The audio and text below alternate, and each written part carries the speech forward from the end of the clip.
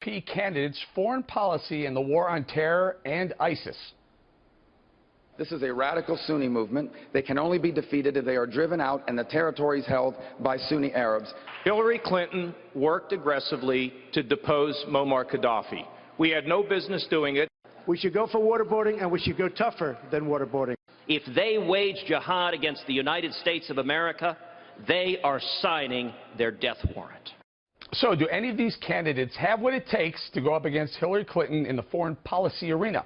Joining us now from Washington, Simon Rosenberg, president of the New Democrat Network, and from Palm Springs, Rick Grenell, who worked for 4 U.S. ambassadors to the UN, and he's also a Fox News contributor. So, Rick, you were there at the UN. Which of the candidates sold you the hardest, the best last night? Look, I think Kasich is doing a really good job on foreign policy. I think he's been learning. He's got some basic facts down. He's beginning to have a vision. I think his critique of Hillary on Libya was fantastic. I think Marco Rubio always is solid. He really sees this vision. I'm still troubled by Donald Trump.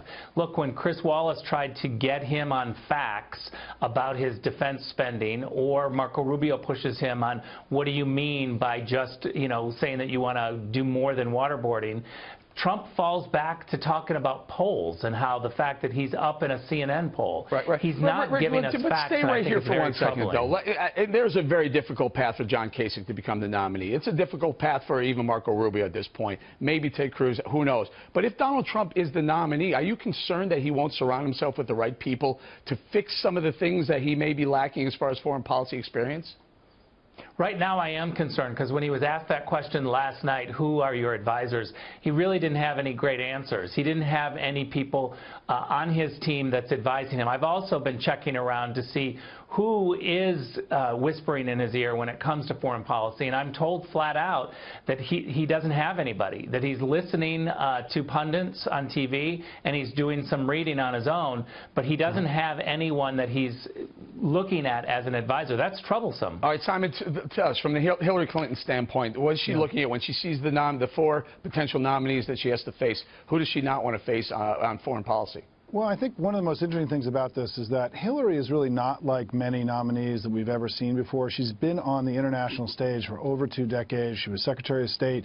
So there's an enormous reservoir of experience, and so it's why every Republican, to your point, Eric, that you said at the very beginning, every Republican is going to pale in comparison to her in terms of amount of time and energy spent on the international stage. That doesn't necessarily matter, though, Simon, as you well know. Time in office doesn't mean success in office either. No, agreed, but there's going to be an enormous imbalance in that in a way that we haven't seen traditionally in presidential elections. I will say, though, and I want to agree